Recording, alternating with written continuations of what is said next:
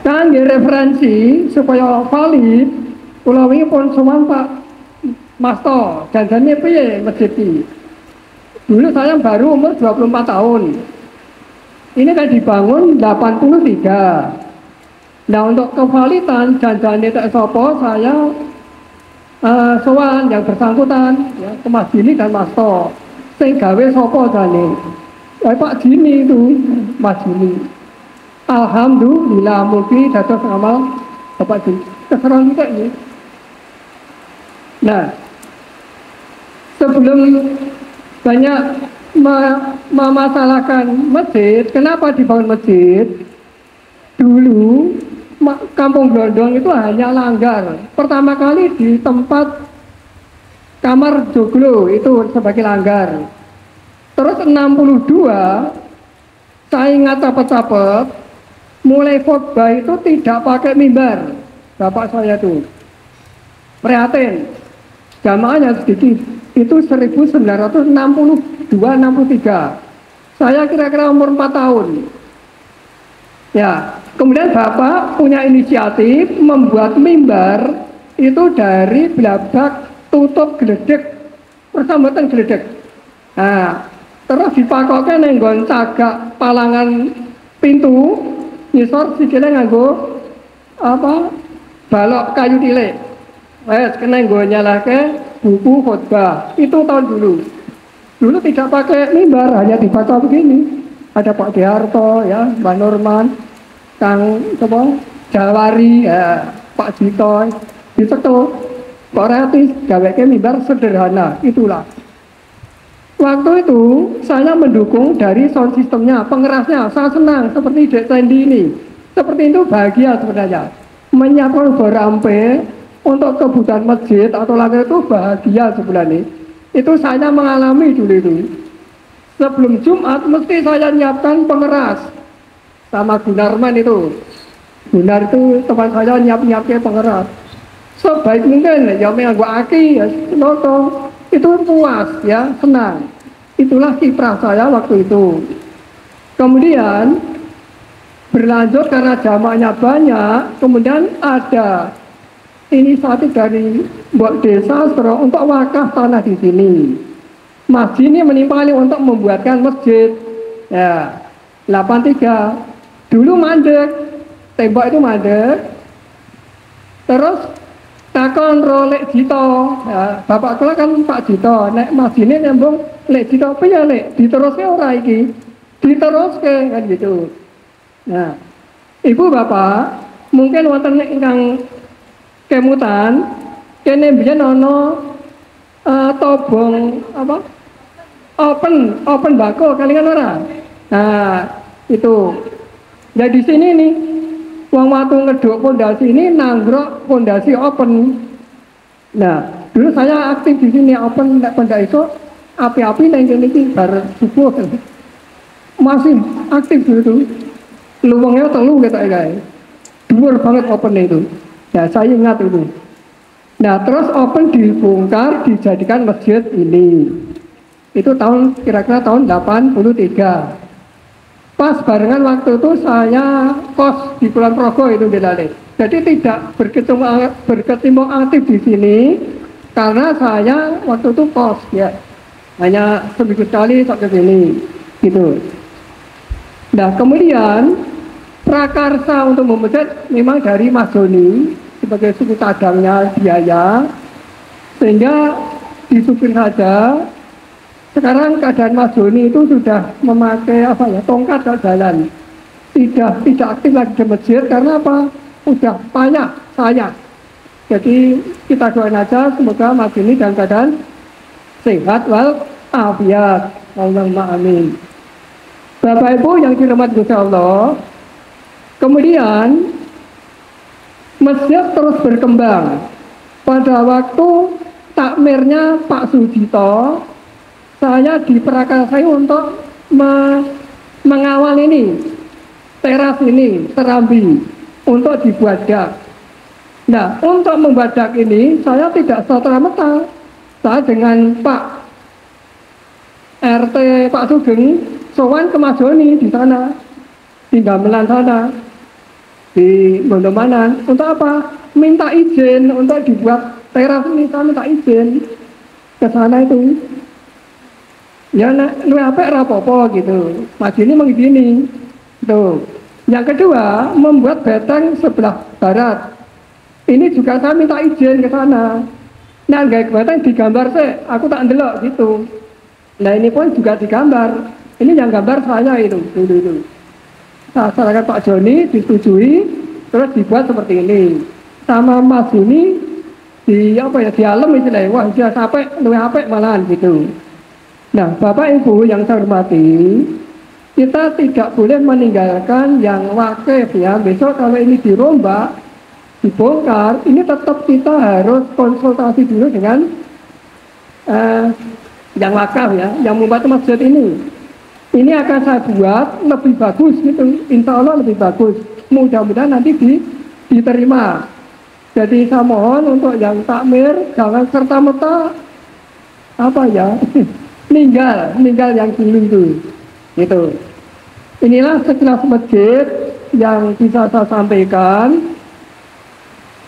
Mungkin banyak ada yang waktu itu donasi batu bata atau tenaga, ya toh, itu adalah apa ya, sebagai amal jariah kita semua. Gitu. Pada saat ini saya akan menyampaikan sedikit apa ya, etode tausiah, yaitu kita beri judul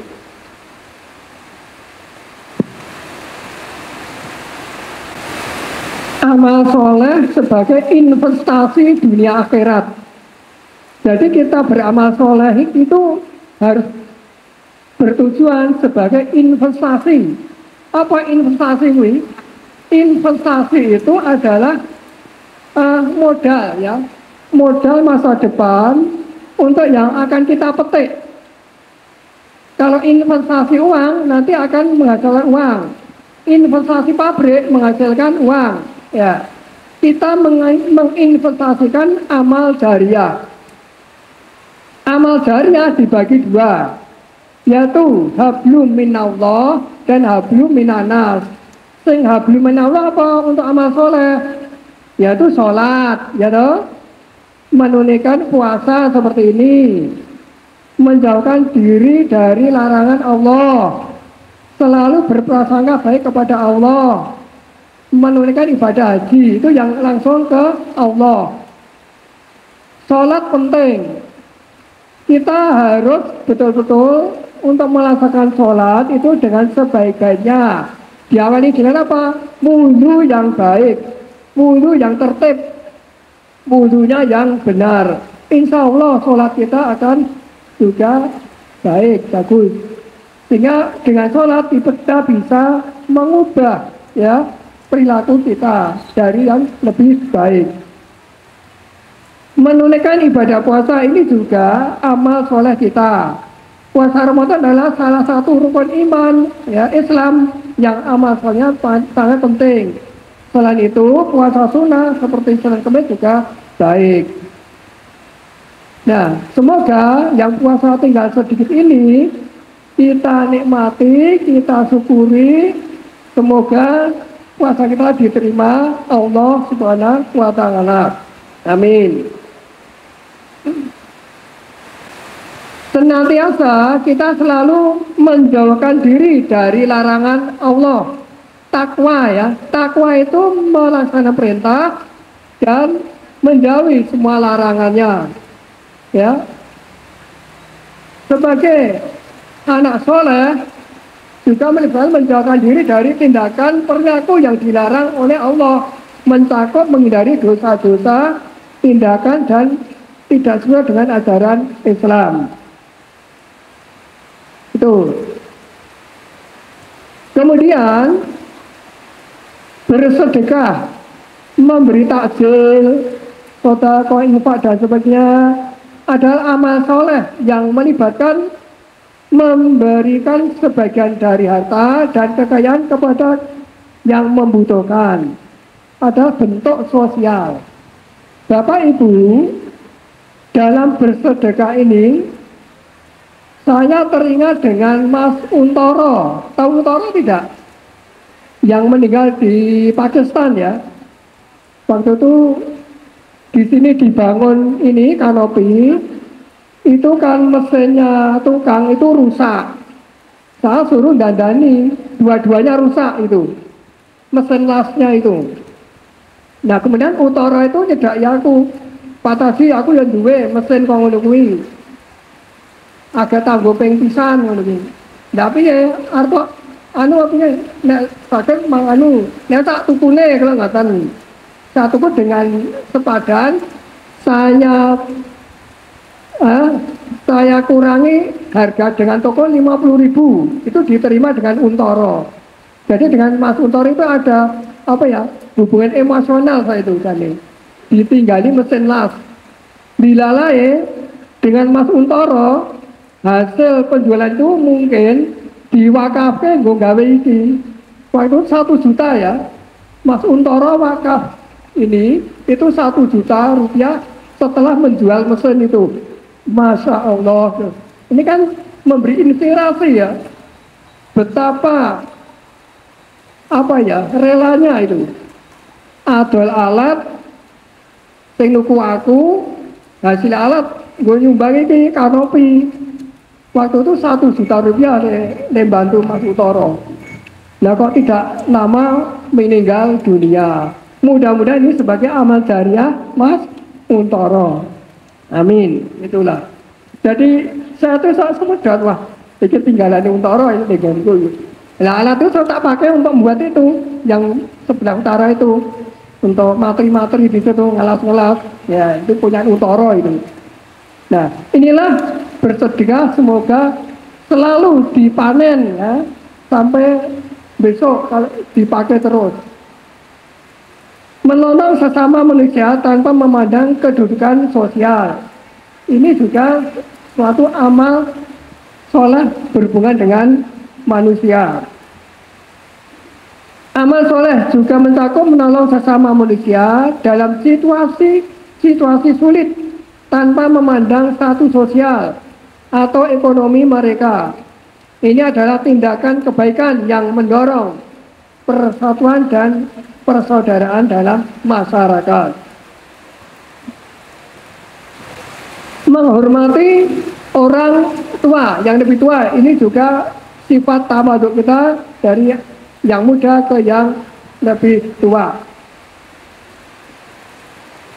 Menyantuni anak yatim piatu, ini juga bentuk amal soleh yang akan kita investasikan besok di hari kiamat. Merawat anak yatim piatu adalah salah satu amal soleh yang sangat dianjurkan dalam Islam. Ini mencakup memberikan perhatian, kasih sayang, dan dukungan kepada anak-anak yang kehilangan orang tua mereka. Alhamdulillah jamaah masjid kita Jumat tadi menyumbangkan ke anak yatim piatu Wirakerten dan uangnya sudah saya terima sejumlah 2.910 ya 10.000 sekitar itu 2.910.000. Alhamdulillah nanti saya sampaikan ke Pak Ketua Pak Saijan. Bapak Ibu yang saya hormati, ada suatu surat di sini yang mendasari kita untuk beramal soleh yaitu pada surat Al-Maidah dan Al-Imran.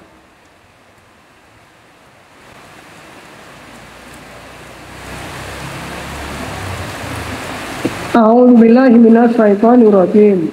Bismillahirrahmanirrahim.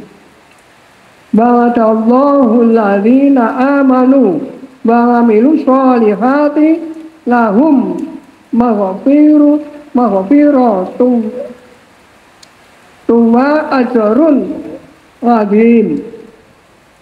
Allah telah menjanjikan kepada orang-orang yang beriman dan beramal soleh bahwa mereka akan mendapat ampunan dan pahala yang besar. Ini Quran surat Al-Maidah ayat 9. Kemudian ada lagi pada surat Al-Baqarah ayat 82. A'udzubillahi minasyaitonirrajim. Bismillahirrahmanirrahim. Walladzina amanu wa 'amilus sholihati ulaika ashabul jannah hum fiha yukhlidun. Dan orang-orang yang beriman dan mengerjakan kebaikan, mereka itu penghuni surga. Mereka kekal di dalam surga itu. Tanda buka puasa kurang 3 menit. Alhamdulillah. Bapak Ibu, sehingga marilah yang terakhir untuk kesimpulan, sebagai umat Islam, marilah kita senantiasa memupuk iman, takwa, ya, sehingga kita bisa membuat predikat anak soleh. Punya carane tidak lupa dengan Allah. Waktu jalan-jalan, misalnya jalan pagi, ya karo istighfar, subhanallah, subhanallah, subhanallah, atau alhamdulillah, ya. Itu akan bagus. Orang yang waton melaku toh, ya karo dikir, Allahu Akbar, Allahu Akbar. Itu sangat bermanfaat. Sehingga kita selalu kontak terus, kontak dengan Allah. Subhanallah, la ilaha illallah, la ilaha illallah. Mari kita doa. A'udzubillahi minasyaitonirrajim. Bismillahirrahmanirrahim. Allahumma la tasentuh wa bihamdihi. Assalamualaikum warahmatullahi wabarakatuh.